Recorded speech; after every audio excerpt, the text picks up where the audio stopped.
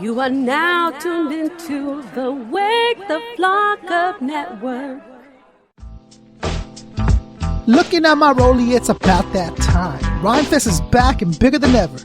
De La Soul headlines, joined by Grouch and Eli, Jaron Benton, Garth Trinidad, the Bar Exam Cypher with Sam King, and all hosted by the legendary LA MC Tillmans. Saturday, April 30th, and waketheflokup.net will be there to cover it all.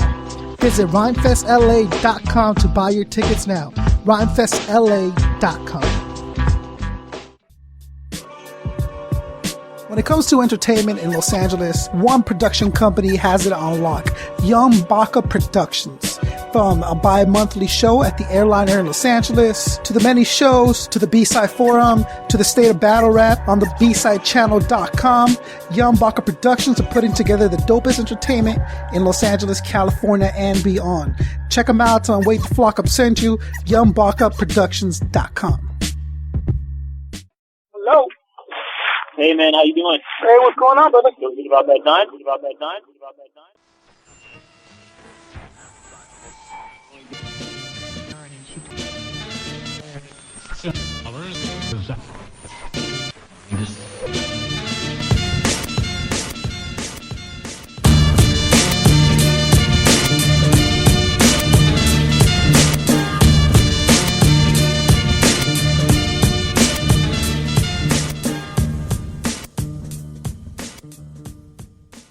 Welcome back to the show. You are now listening to Wake the Flock Up with Concept 714, and we got a very special interview tonight.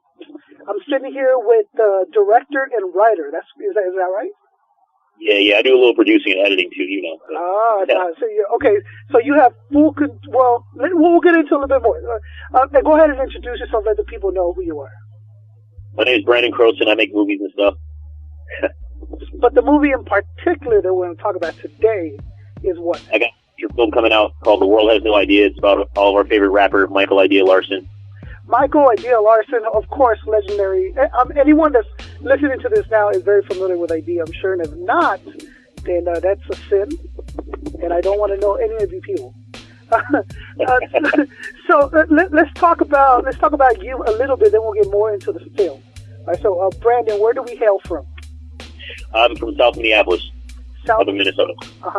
And born and raised? Yeah, man, born and raised my whole life. How? I don't know why it's cold as hell. Like, I don't know why I still live here. I always crack the joke, like, who decided to build cities here, man? If this were me back in the other days, I'm still heading south. I don't know what I was talking about. Okay. And you are you a film major? Is that your interest?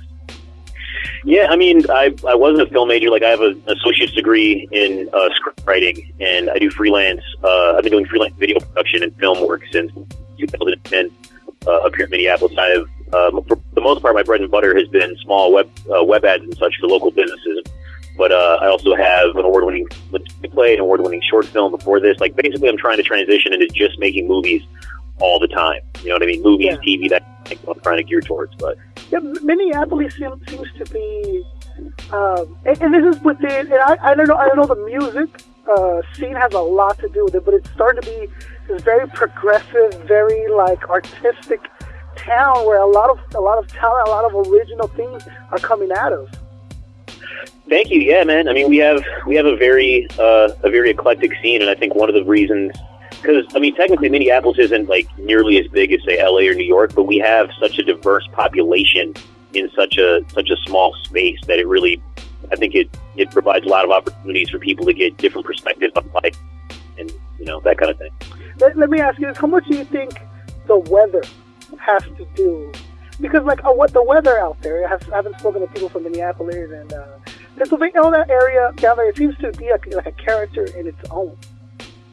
Yeah, it's pretty ridiculous, and that definitely impacts a lot of people's moods. Like, I feel like, so there's a saying everyone says since way before I was born called, Minnesota nice. And I think, like, the joke I always crack about it is we're all so miserable up here for, like, 60% of the year that the other 40% of the sun's actually peeking out. We're just happy to be alive and not having to wear, like, 8 different sweaters. Right. You know what I'm saying? So, of course, we're nice, but like, just happy to see you. and it would make sense that it would encourage all these art forms because it's not like sports. right? Like where you have to at least at some point be outdoors. Like in art, at least it's kind of confining you to like at least a house or a building, right? So there's your painting and there's your music and there's your movies. It's all this stuff that's edited and created indoors. Yeah, pretty much. And I mean, we have, obviously, there's people up here that play sports, but, if you actually look at the track record, we have a vast a history of losing most sporting events over everything else. I mean, you might have just hit on something that we need to really think about up here in Minnesota, man. Like, why are we spending money on the Timberwolves and the Vikings and we could be supporting local artists? That's a really valid point, sir. That's a really valid point. And I'll give you guys credit, Prince, right? You guys hold Prince, is that right? What's that? Is Prince still out there? Oh yeah. Of course, he was born and raised in Minneapolis too. So I think he lives out in Paisley Park or something is the name of his ridiculous mansion. I think it's out in Chanhassen or something. I imagine like everyone has like a cottage, right? And then Prince's house just leads up to this big road. Like, you know what I'm saying? Like you see carriages go out there with horses. Like, and it's just like this one solitary castle at the very edge of town. Right. No, I wish it was like that. No, it's because we're like in the middle of the Midwest or whatever. It confuse us with like an actual like small town, but no, we're a few 100,000 deep, and you know what I'm saying? Like, yeah, you got a metropolis out there. What's that? You got a metropolis. It's a metropolis out there. Yeah, I mean, if you drive for like an hour in any direction, all of a sudden you're in the sticks. But you know what I mean?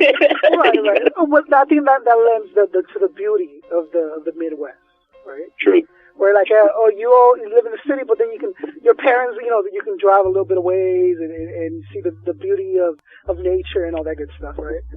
Yeah, legit. I'm all about that. Like, I've got and not even one of the cool things about Minneapolis, because I've been all over the country, like just for work and business and pleasure and whatever. I've been all over the U.S. And one of the things I really like about Minneapolis is that you don't actually have to go out of town to get to a nature spot. Like, there's this. The Minnehaha Falls, for example. Like, I can just go climb underneath the waterfall right now if I want to. I can drive there in 10 minutes. You know what I'm saying? Like, there's like all sorts of stuff. Like the Mississippi River. It's kind of funny. Like, there's this picture I've seen a lot around where it looks like the yin and yang symbol, and on one side of it is supposed to be Minneapolis, the other side of it is supposed to be St. Paul, and that line going down the middle is supposed to be the Mississippi River. And there's actually like any number of spots that you can go along the Mississippi River and just be surrounded by forest and like barely even be able to tell that you're in a metropolitan area, just because the woods around the Mississippi are so thick and because it's so huge. You know what I mean? Like, wow, that sounds like an amazing place to just get lost in. Yeah. I try. Looking forward to that. Now the sun's peeking out. I'm like, oh yeah. About 8 minutes of sunshine. That's right. Here's 8 of them. No, yeah. So like out here in Southern California, obviously, right now I'm basking in the sun. I'm enjoying it. It's beautiful out here, especially the area where I live is Orange County. So in Orange County, it's even LA. Even if you go just 30 minutes on the freeway, it's a completely different atmosphere. In Orange County, we got a little bit of the best and a little bit of the worst, and it kind of intertwined somehow. LA is a little bit more of the worst. Like, they added more doses of worse in LA.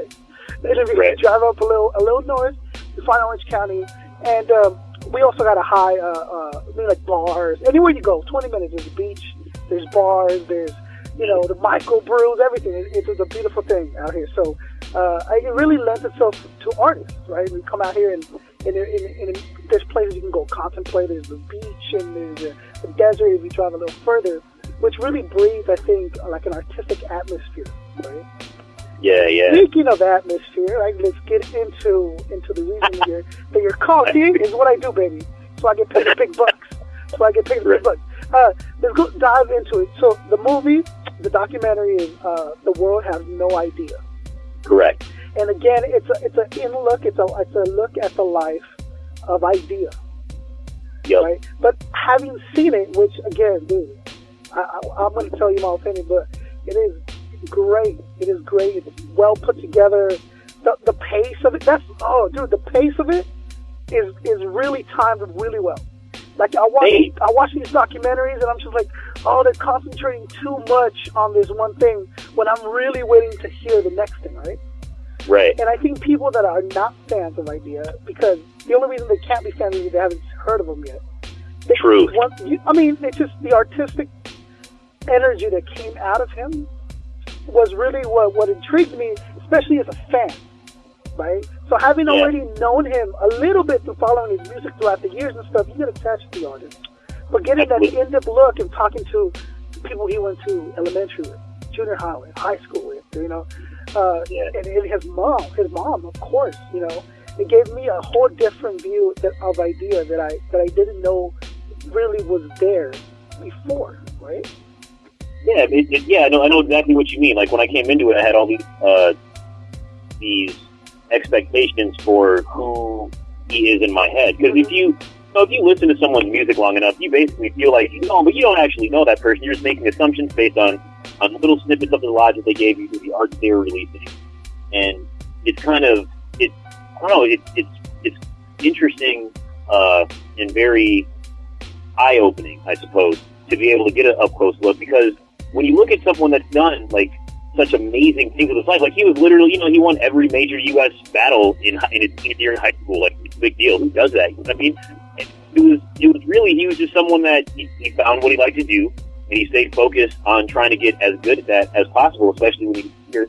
And that's how he, you know what I mean? Like, and I feel like that's something a lot of people never really figure out in life, and that they stay lost and unhappy as a result of it. You know, like he figured out at a very young age, like, well, music is my thing. You know what I mean? Like, period in general, that's what I want to be doing is music, and he just kind of ran with that, you know. And I know a lot of, myself included, like up until I didn't really, I have a background of working with my hands, and I didn't really start, I didn't like decide, okay, I'm gonna like really try to make a go of trying to get into film and everything until about 24 or so. And I mean, before that, I was really just lost. You know what I mean? Like, I had no idea what I was doing with my life in general, and I really feel like that's the case for a lot of people. That's like, I know that's from getting to know his story as much as I did, was how far you can go if you just focus on being amazing at whatever it is that you love to do. You know what I mean?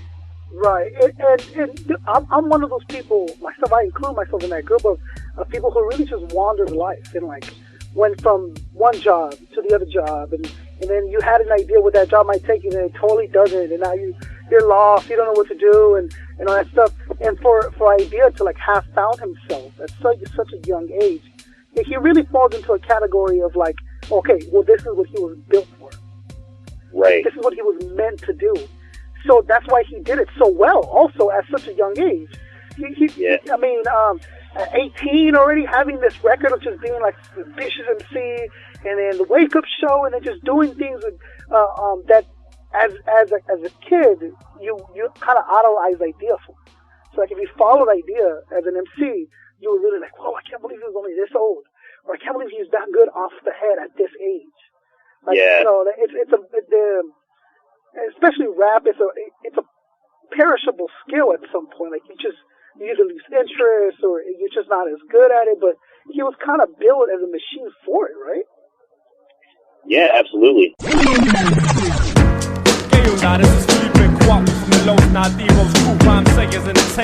I'm up in the studio with my man Idea. I'm up in the booth doing the wild and the running man, looking for the keys to my lowrider.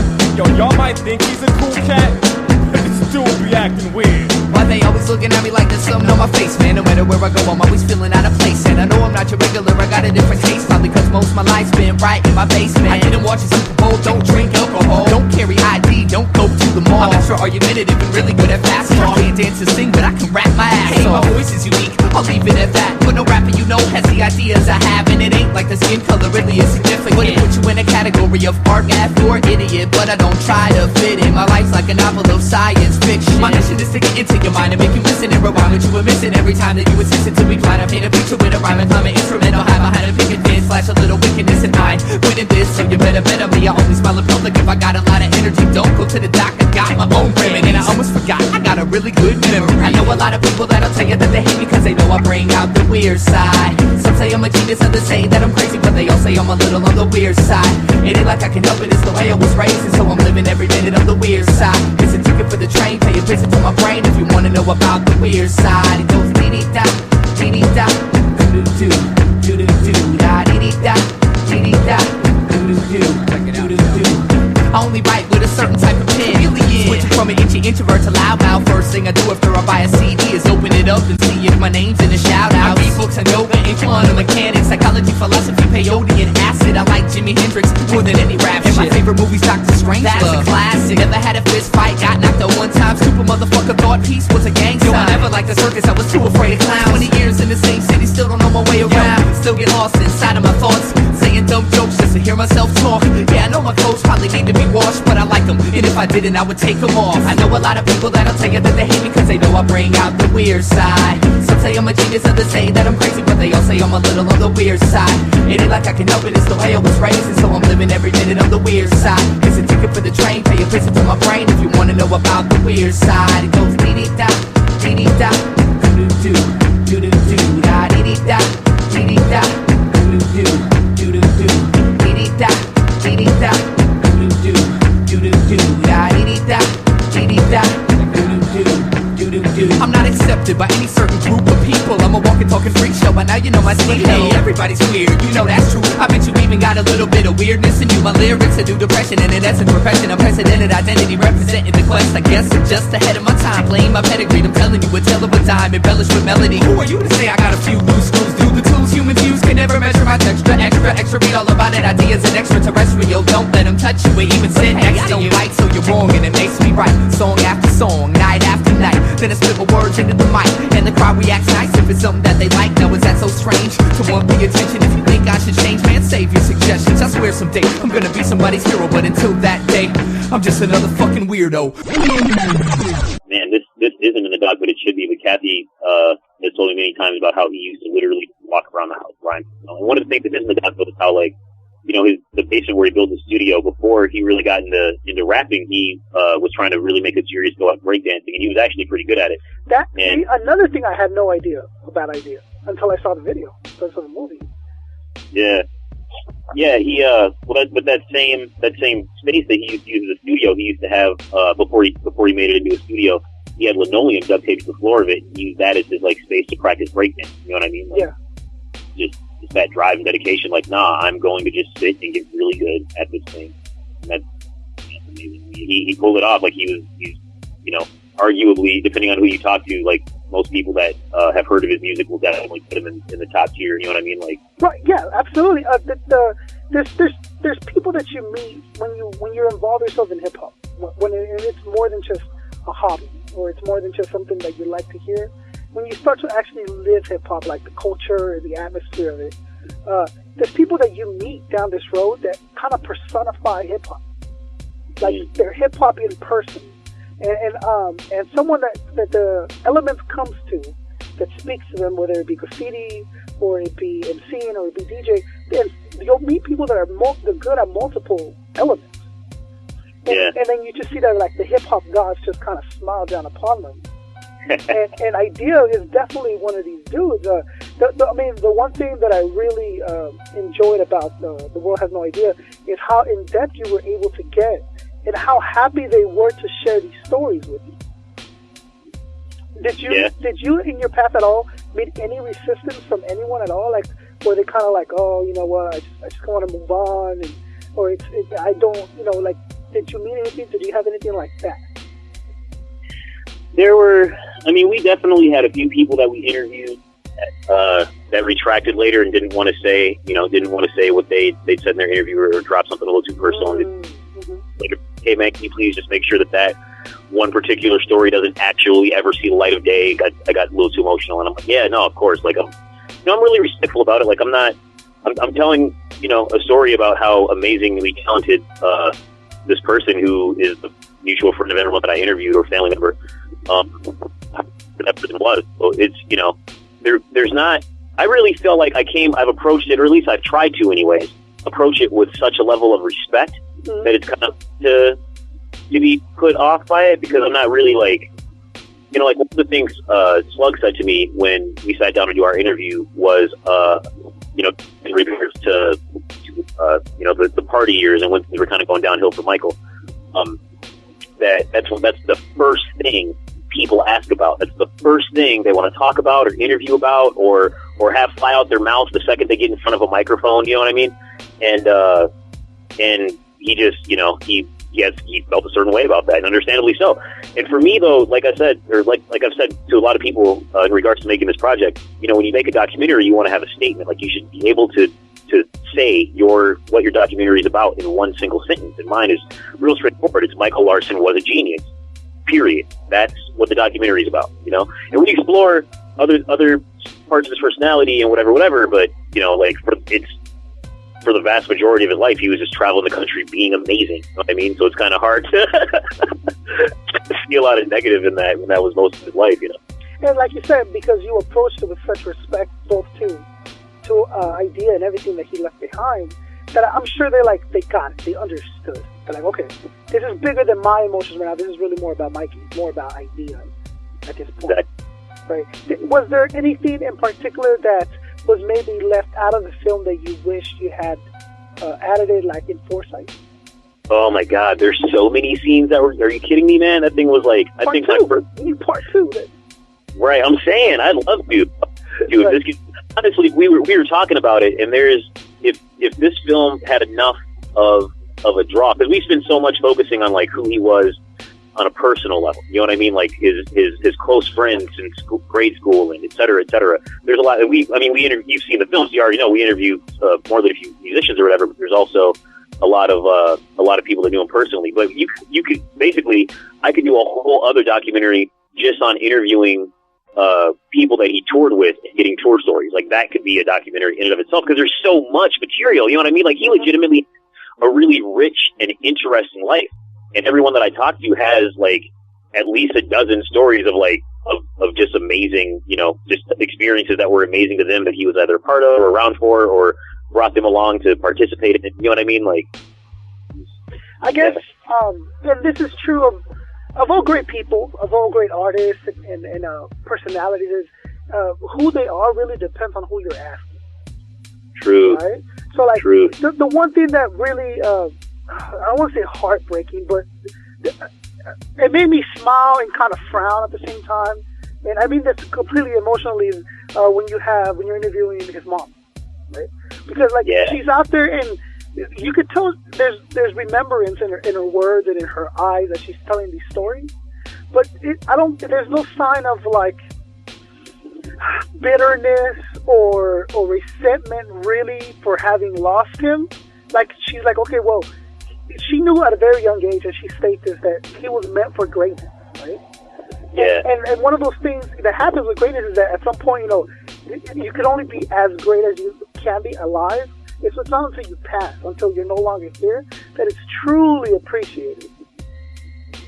Yeah. What kind of, you that sat with her, what kind of sentiment did you get from her while you were doing the interviews? I mean, man, like, and I kind of knew this about her before we actually agreed that we and I were friends for a while before we actually started working on this at all. But she's a grieving mother. You know what I mean? Like, it's really that straightforward. Like, I can't even imagine what that does to someone emotionally. I mean, like, I'm a father, and I love being that, and I just, to watch your kid grow up and do amazing things and literally travel the world and develop a fan base in the hundreds of thousands, maybe millions of people. Right. Those things where, I mean, I don't know how to describe it, but she, like, oh, well, hold on, you're breaking up a little bit. Let me see what we can do to adjust it again. Try that again. Can you hear me now? Yes, there you go. Rock on. Uh-huh. So, I've tried to make everything in regards to the documentary like a cathartic process for her. I really feel like one of the things she does to help with the grieving process is, interact with fans a little bit and do like when we do the memorial show and memorial shows and stuff like that. Like, she doesn't want people to forget. She wants his memory to be alive, and I think that's kind of part of how she deals. And there's a lot of like just weird stuff that comes up in that, like, and this is one of the things that cut out of the documentary. So, you remember that song that he made a song called Red, White, and Blue? You know what I'm talking about? Yes. So, in that song, the whole thing literally metaphor for America and how he's half Lebanese and half Irish, and he thinks America is kind of, has a messed up mentality in general as a country. And but he talks about he describes it in terms of mom and dad and blah blah blah, and makes the whole thing a metaphor. But not everyone understands that kind of thing when listening to the song. I didn't know what it was about. I just I didn't really dwell on it too much, honestly. But anyways, had people come up to her at events and say, someone told me your Idea's mom. And she goes, yeah. And they're like, no, you're not. Idea's mom died. You made a song about it. Blah, blah, blah, blah. Oh, my goodness. Yeah, so it's kind of funny. But yeah, she, I think that's like part of her grieving process, though, is trying to make sure that we don't forget. You know what I mean? Right. Was there anything about the process of putting it together that you thought of that might shed Idea in a different light than what we anticipated him to be? Like, is any one thing in particular more like, whoa, this is really going to blow people's mind when they find this out? I mean, break doesn't make for one, because I didn't know that until I started going through footage, and I was like, wait a minute, he could actually spin on the top of his head. What? And it just, I think for me, that made a lot of other things.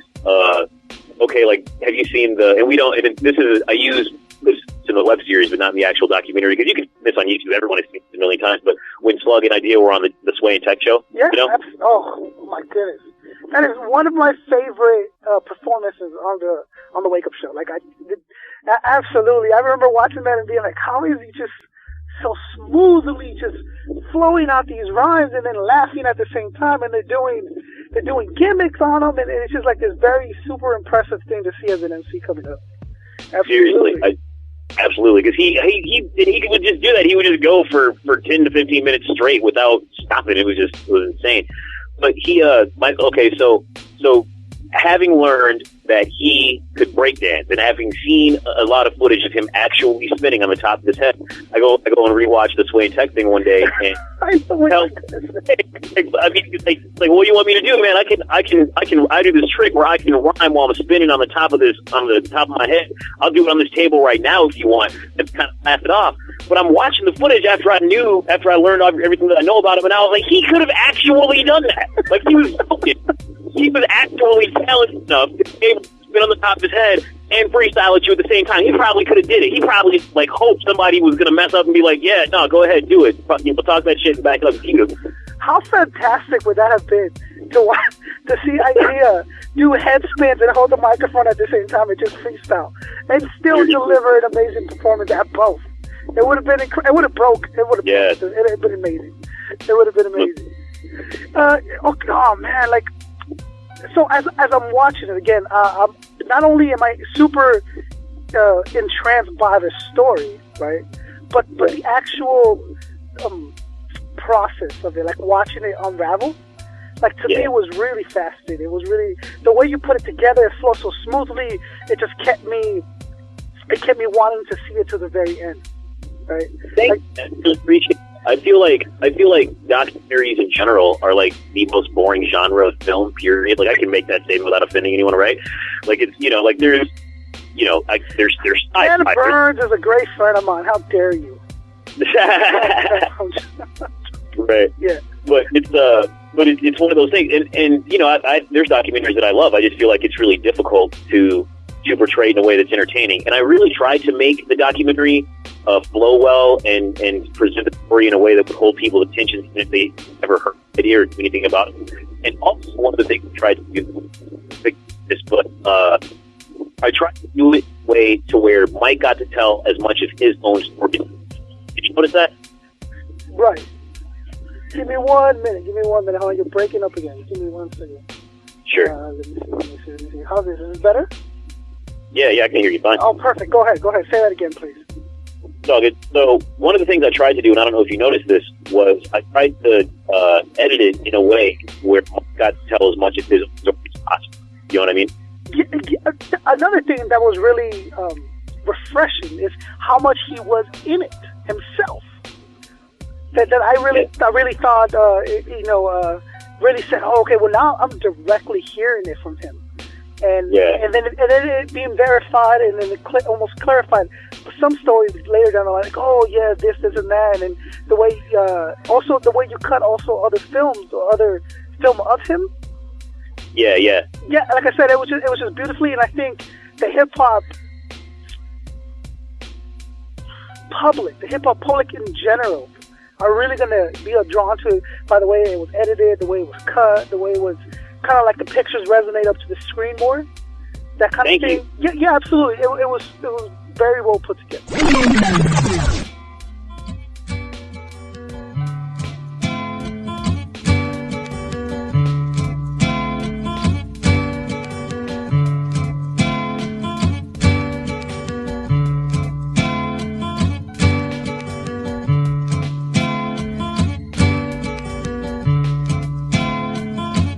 Got a little story I want to tell y'all. See, it was September 1st, 1999, the day of my death. My back was on the cold concrete as I took my last breath. And I saw my body laying on the ground as my soul hovered above it. Damn idea, he was a good-looking cat. But anyway, another day at 18 years of age, stepping to heaven's gates, anxious to see what God's got to say. Maybe he'll give me a gift for always saying my prayer. But he might send me downstairs for last year's love affair. Well, who cares? You know, right now it's all a mystery. I mean, I'll find out when I get there. Until then, I can't let it get to me. I'm keeping my cool. Besides, everybody dies. I'll just follow the white light like they do in the movies.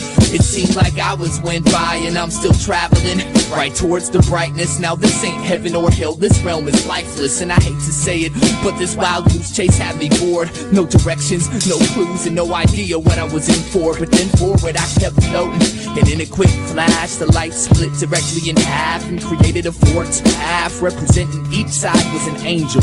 Now what's the task I have to untangle to meet the big man in charge, I asked. And the one to the right of me said, one of us always lies and one always tells the truth. Ask the right one the right question and he'll direct you to heaven. But if you ask the wrong one, son, farewell, you're going straight to well. Y'all get the picture. And the one on my left told me not to listen to his fibs. He said it ain't that complicated to find out where God lives. He told me to follow his path and tell God he said hi. Then the one on my right jumped in and told me not to believe his lies. And I'm like, Jesus fucking Christ, I didn't care much for life, but I'd have tried to stay alive forever if I knew this is what death was like. I was never good at problem solving, especially in emergencies. I get a tad bit nervous when concerned with burning for eternity. But anyways, I asked them which one lied and they pointed at each other. Then thinking I had it, I asked them the name of my mother. One said he don't know, the other said he know but he can't tell me. God damn, this is gonna be hard. And so I asked like 30 questions and I still wasn't sure. Then being me, I got pissed and gave them pricks a few good words. Frustrated with it all, I turned my back to the angels. And when I walked away, to my surprise, I found myself in heaven. You know what I'm saying? Kinda just turned around from the whole situation, rejecting everything that was going on. That's how I walked into heaven. I walked away straight into heaven. Walked straight into heaven. The also thing that I wanted to ask you about was when you were touching the subject of him actually dying, of him dying that day. Did you stop for a second and think, okay, what's the best way to approach this? I'm just gonna let the story kind of take me there, or how was that? How was it for you approaching that subject in particular? I mean, it was tough. You know what I mean? Like, it's one of those things where part of the story ends. You know what I mean? Like, spoiler alert: he dies. The guy dies at the end. That's right. The story happens, and that's, I don't know. It's one of those things where I couldn't. Like, I had a dozen on how to tell that part of the story, but nothing really seemed as, like, I had a dozen different ways like I could have portrayed that story, because I didn't want to, like, ask my friend to describe finding her son's body. You know what I mean? Like, I was trying to avoid that conversation, but it's one of those things where, like, we talked about it, and she said she was comfortable talking about it on camera and everything, but it was like, it was something I was wary of, and that obviously was, like, awkward and really painful for her. And then just as a friend, I don't want to make my friend sad. I don't want to remind her of the downsides. I get more enjoyment from getting her gassed up about how amazing, you know, how talented he was and all this other stuff. So but it seemed pretty obvious, you know what I mean? Like she was the one to discover him. So hearing it directly from his mom who found him is kind of, you know, and one of the things, it seems like a really obvious, like, well, that's going to emotionally impact whoever watches that scene. You know what I mean? Like, but one of the things that, like, before I started speaking at the film festivals, a couple of filmmaker friends of mine, that have, you know, they've got a few movies under their belt. This is my first feature-length film.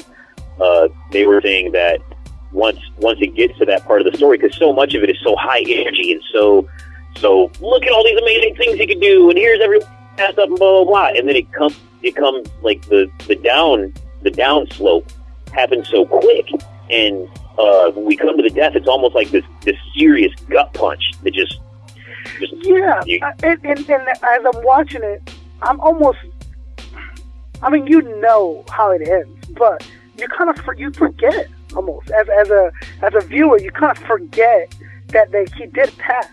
Right? So you're like super like, oh my God, this kid's amazing, and he's laughing and he's cracking jokes, and these people that are talking about him completely love him. They're in love with this kid, and he's done so much, and everything's happening, and then, like, you're absolutely right, you get that punch, and it's like, oh my goodness, he will no longer be able to do any of those things. Right? And not, just as a human being, that kind of hits you. Obviously, you see the mom speaking, but as a hip hop head, as a hip hop fan, you now have to come and realize, like, I'm never going to hear another original idea song ever again. Yeah. Right? But the way that it was delivered, like the way that you presented it again with such respect, and the build-up was so good that it just made me realize what kind of a film I'm watching, which is a really well put together documentary about somebody that I love. Thank you very much, man. I worked really hard on this thing, seriously. Like, this whole past year has been me obsessing about trying to get this thing into theaters, and we're like just kind of starting that path. But thank you very much. I really appreciate it. Let me ask this, because I think it's important for people to know, and then we'll move on from this, because I want to know more about him and the process. But what was the official cause of death that was given? It was opiate toxicity overdose. Okay.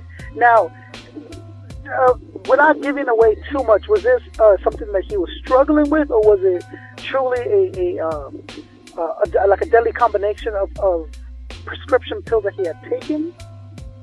I mean, we talk about it in the doc too. Like, he definitely was partying way too much towards the end, and you know, and like, I wasn't there, so I'm always really careful about how I talk about that in general. You know what I mean? Right. Because of how much respect I have for him and his talent and everything else. From my understanding, like, you know, he was taking some pills and probably shouldn't have been taking as many pills as he was taking, and he was, you know, the guy was partying. Like, it is what it is. He was doing all sorts of that he probably shouldn't have been doing.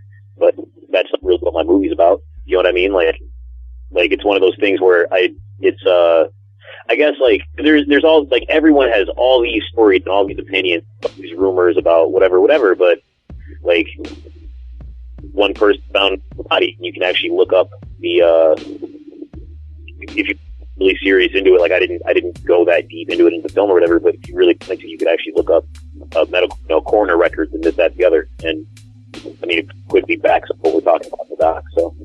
Right. Right, and again, it is something that you have to talk about. You have to bring it up. But what I loved is that it wasn't the focus of the film. Again, like we talked about before, when I'm watching these other documentaries, Amy and all these other ones that concentrate on an artist's specific life, they forget.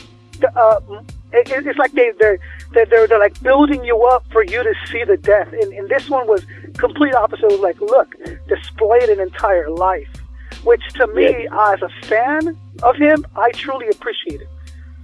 And, thank you. And I did want to know, and I wanted to know for sure what happened, what was the reason, what was the cause.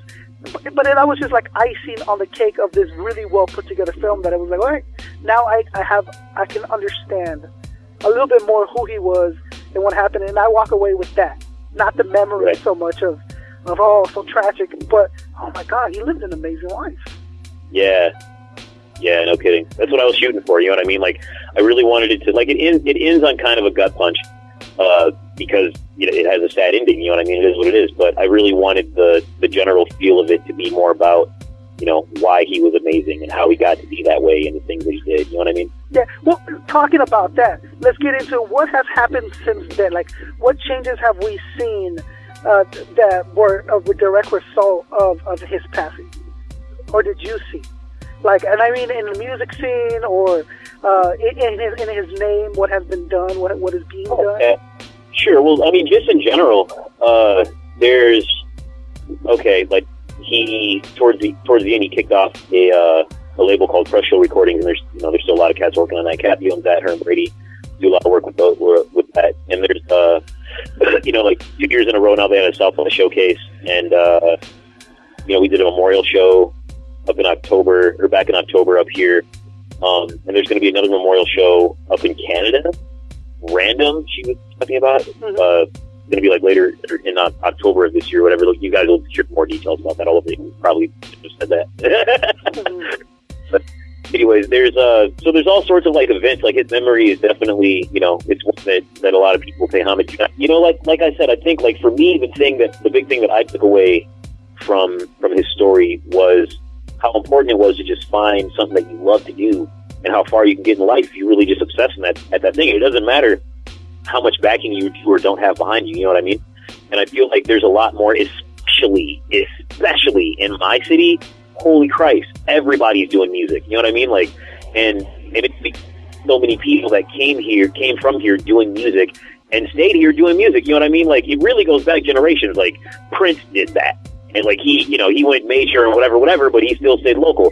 And then, Slug, Idea, all those guys like kind of came up doing their own thing and staying local and not really, they built their own house instead of going to work at someone else's. You know what I mean? And I just admire the hell out of that. And I know a lot of people now that are doing that, and it's kind of a funny thing. Like, I was talking to somebody about this. I personally, because I do film and video, and film and video is definitely a collaborative process. I actually make a movie. Like I'm not. I try not to not to brag on myself too tough or whatever, but like I don't know a lot of cats that are doing all the different things that I'm doing and actually successfully pulling it off. Right. Other filmmakers, they strike me as people that are well suited for a day job, and I'm not. You know what I mean? I've a number of impressive jobs, but I'm much better suited for working for myself, doing things that I actually love to do because I'm the best at whatever it is I'm passionate about. You know what I mean? Like, right. I have to love what I'm doing to throw myself all into whatever it is. So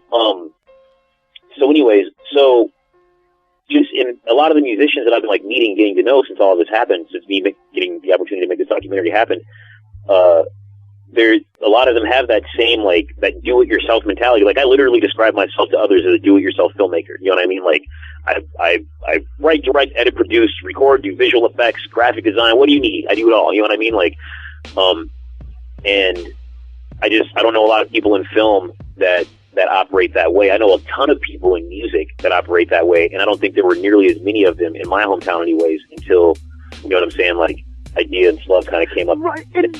First, it's kind of twofold. Like first, you come to the realization that you realize you are the best, and then second, you make yourself the best. Right? Like you're like, this is truly what I'm meant for. Like I can't imagine Idea working in an office. Like I don't think his creativeness could have been contained, and he knew that. He understood that. He goes, okay, this is not what I'm built for. That's not what I'm here for. I'm here for this.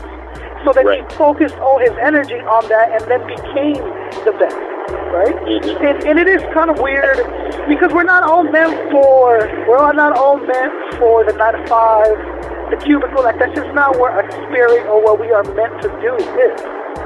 And when it comes to like Idea, Slug, Aesop, they kind of really paved the way for us to be able to say, oh, we don't have to be gangsters to rap. Oh, we don't have to be players to rap. We don't have to be that. We could be us to rap. Right. Because Slug has been Slug. And if all of us have been lucky enough to follow someone like Slug on his journey, we saw him battling. We saw him freestyling. We saw him do these things. Then we saw the very serious song and the emotional and the heartbreak, and then the fatherhood, and then the marriage, and now the grown slug that we all came to love. Because he was himself the whole way. There's no pretending with him. And you can't pick up an idea song. Or you can't pick up an idea album and say, oh, this guy's pretending to be it. You can't pretend to be that dope. Like, it just doesn't happen. Sure. Right? And that was one of the things that made Idea so beautiful as an artist to follow and listen to, is that every album is unique, every track is unique, and then, you know, with abilities, when they found their niche and they were actually really working together and building, it was nothing short of art that they were delivering. Yeah. It was an amazing thing. But getting back to the do-it-yourself mentality, if I'm understanding it, you're having some issues, right, with the release of the film? Oh, well, I mean, we're submitted to film festivals. Basically, we want to get to we want to get all the way to theaters, like with the theatrical release. I literally have people all over the world asking me when it's going to play in their town. Because every day more people find out about the film, and I'm going to say like on any given week I'll get like 200 new likes, and within our 25 to 50, right, that we're working on. We're a small production, and we've submitted to all sorts of film festivals. You know what I mean? Like, in a perfect world, there's all sorts of film festivals we've submitted to 21 film. We're waiting to hear back from 21 film festivals right now. So in a perfect world, half of those are going to say yeah. Half of them, you know, and because it's one of those things where the people that have heard of Idea love them some Idea, but not everyone's heard of Idea.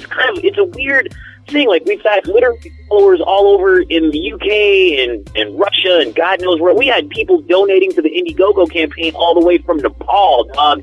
From Nepal. Ooh, yeah. But, I mean, that joys my heart to hear that, man. It really does. Yeah, he's got a following in the Philippines. Like, I legitimately, there's like a fan of his over in the Philippines. Shout out, Betrayed, if you're listening to this. Who I had to explain. He wanted to help me run the film page because, like, all I do is like I'll get up in the morning, I'll post a few Idea lyrics and some memes and whatnot, just like give the fans something to chew on and kind of whatever. And he was like, I would, please let me do that. Blah blah blah. Like, a random dude from the Philippines that's never set foot in American soil, that passionate about Idea. He's got fans everywhere, and the ones that he have are like die-hard fans. Mm-hmm. Just not it. Like, if you look at the market is there. The audience is there. The market is there. The passion is there for people wanting to see this film. So, what are the issues? It's just because you're such a small company that's making this. Yeah. Is that really what's coming by? Basically, yeah. Like, we're small time. You know what I mean? Like, this is I'm an indie filmmaker, and this is my very first film. And even like on the film festival, as far as like submitting it to film festivals and everything, we're a $20,000 documentary competing against 6-figure to 7-figure films. You know what I'm saying? Oh, sure. With like, forget about your fucking polar bears, and they got their helicopters, and they got flying to Alaska, and then they get a probe up the anus of the polar bear, and like these beautiful, super eccentric shots. And exactly. But who gives a shit? At the end of the day, there's better than CGI. The way I'm thinking is like, dude, if I see one more fucking polar bear documentary, I'm gonna blow my mind. There's not one Idea documentary out, which is for that reason alone. It should be viewed and seen by as many people as possible.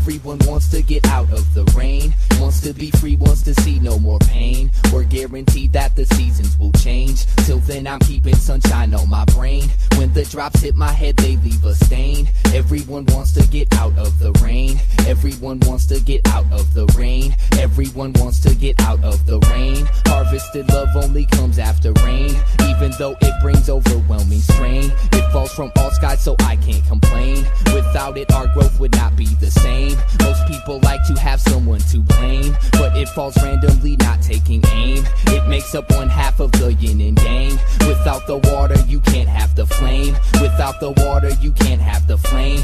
Some are content holding ground in their game, but when my soul steps to exit this frame, I will be reincarnated as rain. Everyone wants to get out of the rain, wants to be free, wants to see no more pain. We're guaranteed that the seasons will change. Till then I'm keeping sunshine on my brain. When the drops hit my head they leave a stain. Everyone wants to get out of the rain. We cannot avoid nature's bleeding vein, but I smile while it trickles down the drain.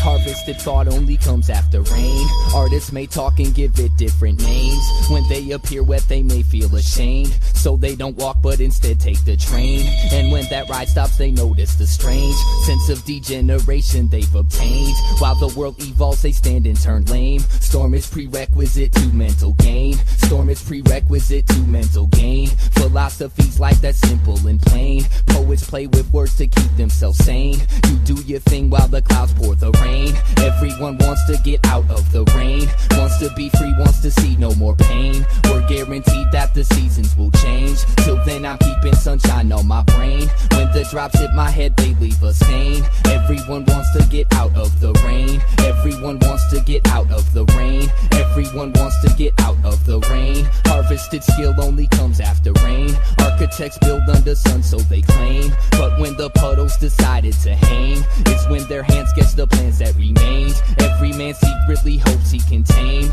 the beast he fears most cause it can't be slain. Towering brave faces laugh so deranged. One day we all will break free from their chains. One day we all will break free from their chains and rise towards the sun with good health sustained. It's almost impossible to explain, but I owe all my success to the rain. Everyone wants to get out of the rain, wants to be free, wants to see no more pain. We're guaranteed that the seasons will change. Till then I'm keeping sunshine on my brain. When the drops hit my head they leave a stain. Everyone wants to get out of the rain. Everyone wants to get out of the rain. Everyone wants to get out of the rain. Everyone wants to get out of the rain.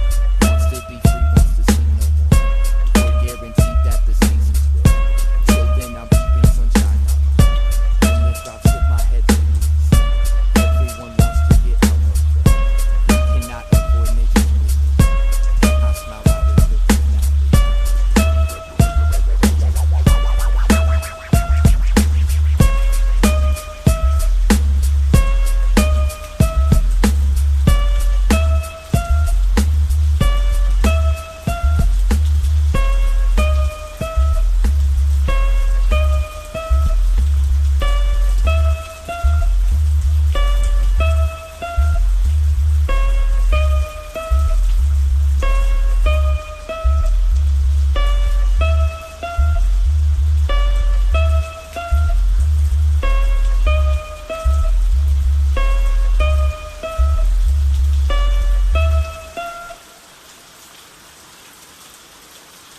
Every living thing runs from the rain, from the rain.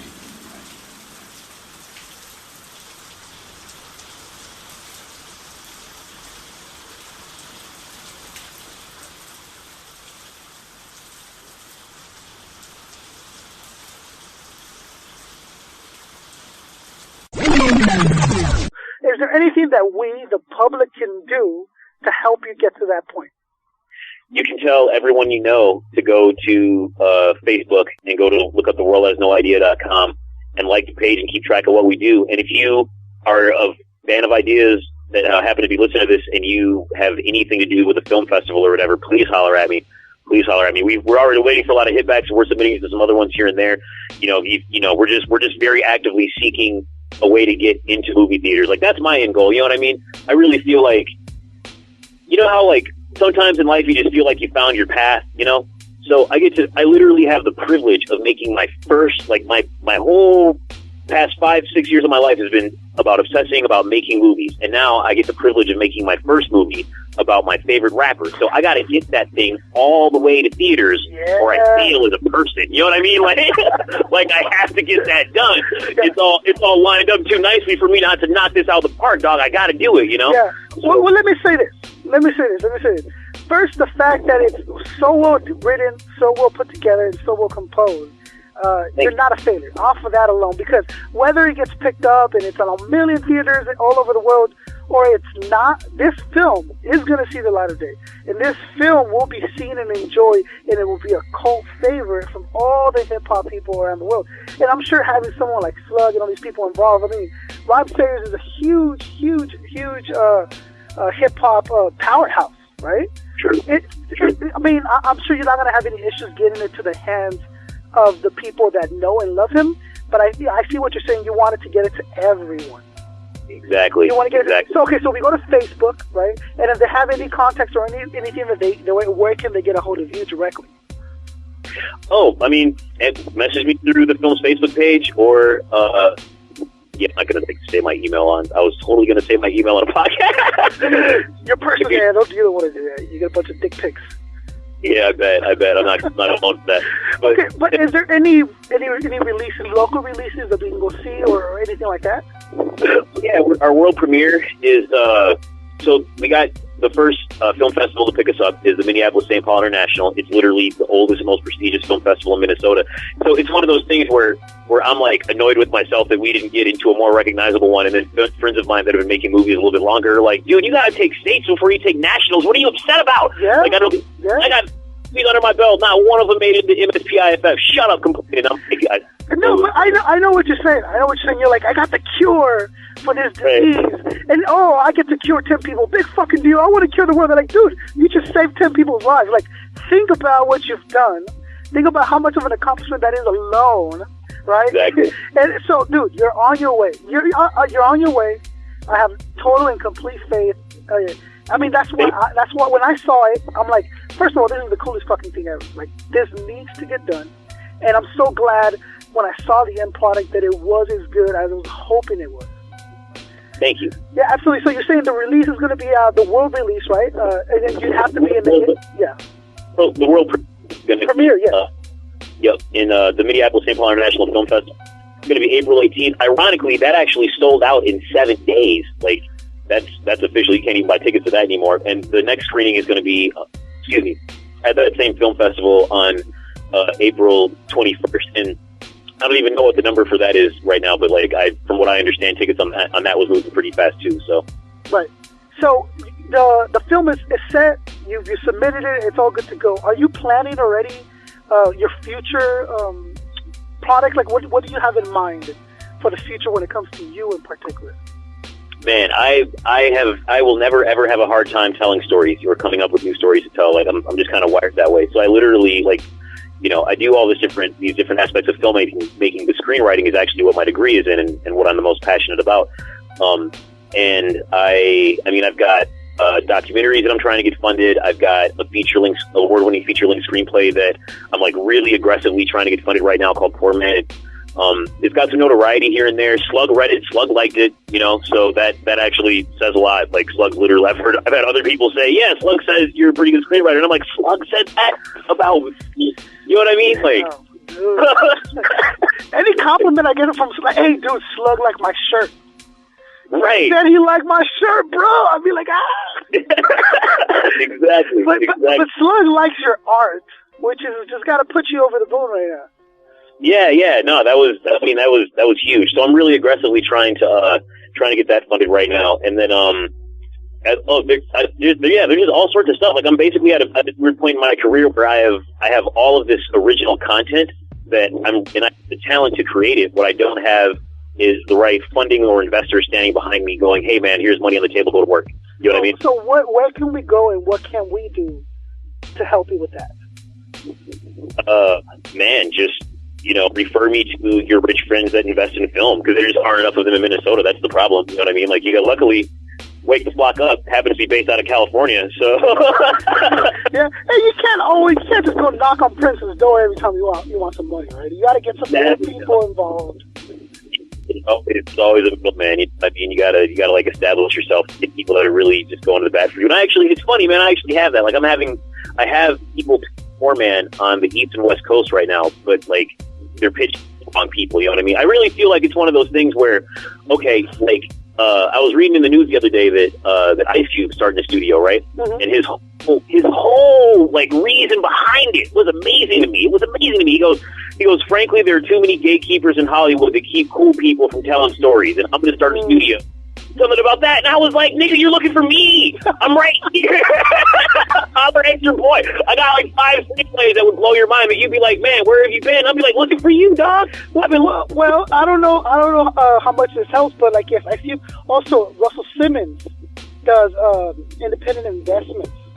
Really? Like, it might be something, I don't know if you have any links or any way at all to kind of narrow it down, but Russell Simmons is open about it. Like, I invest in hip hop. Brands and hip hop this and hip hop that. So this is right up his alley. Nice. And Russell Simmons, it's not going to hurt for him to write a certain amount. A check is not a big deal to him. I'm sure once he sees your investment and your passion behind everything you've done, he'd be a fool on it. So there's people out there for you, man. And look, after the movie is released, after it's reached millions and millions and world breaks world records, you're not going to have any issues with this anymore, dude. Man, here's hoping. That's not like theworldhasnoeyedea.com. Is that right? That series, there's merch, there's all sorts of goodies, and check us out on Facebook. We'll keep you posted as to what other film festivals we'll be premiering at as we start hearing back more and more. So,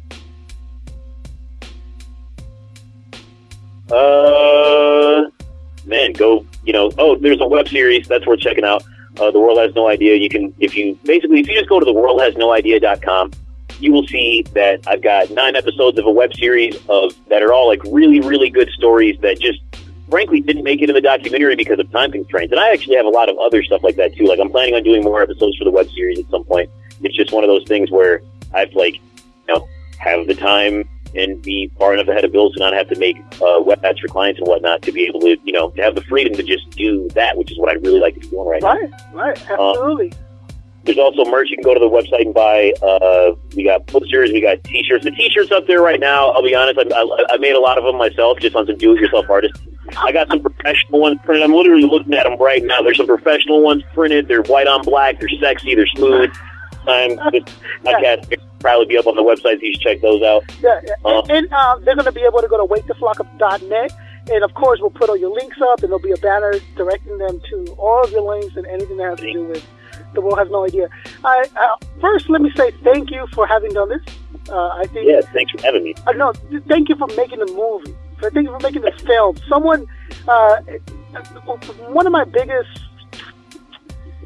One of the things I'm upset about is that I don't think we treat deaths in hip hop in the correct light. Right. So I don't think the world made enough of an ordeal out of when we lost Guru. Like when Guru died, that's it. Like, oh, Guru's dead, and that's it. There was nothing else. There was nothing more. And I really was like, as much as I love Idea, I'm really glad that will not happen with Idea. Yeah. That's not going to be the case. He's going to be remembered through all his music, through his fans, and now through a great composed documentary. So thank you for allowing me to be even a minuscule part of that. It really means a lot to me as a hip hop head and as a hip hop media. I'm really glad to be able to talk to you and be a part of any little bit of that I could be to help you get to wherever you're going. Thanks, man. I really appreciate the help. You know what I'm saying? It's a fan funded production. It's only going to get there because enough fans go, holy shit, there's an Idea movie coming out. So thank you. Yeah. And remember our deal. Once you get the Oscar for Best Documentary. Shout out to George. Gotcha. Oh. Wake the Flock Up. Thank you guys. And I want to be there. You know what I'm saying? I want to be there. At least I'll get to polish the Oscar. All that good stuff. So, Brandon, again, thank you so much, man. there's literally 3 different film festivals out in LA that could be saying yes to us like whenever. So I mean, you actually might hear from me before too long, assuming they have good taste and let us in. You know what I mean? Right, absolutely. Thank you for coming on the show, and then later on in a couple months, right, we're going to do a recap, and hopefully we'll get Kathy, Idea's mom, to sit with us and really give us her perspective of the film. And a little bit about Mikey, about Idea, and we get to hear directly from her. So thank you again for joining us, Brandon. It was amazing speaking to you. I wish you the best, brother. I know you're going to succeed, and don't be a stranger. Call us back whenever you get a chance. Awesome, man. Thanks for having me on again. I really appreciate it. Thanks for reaching out. Anytime. So, guys, thank you for tuning in to Wake the Flock Up one more time. Enjoy the episode. Enjoy. Tell a friend. Tell a neighbor. Tell a cousin. Idea. The world has no idea. Check out the film coming out soon. Have a good night. Peace.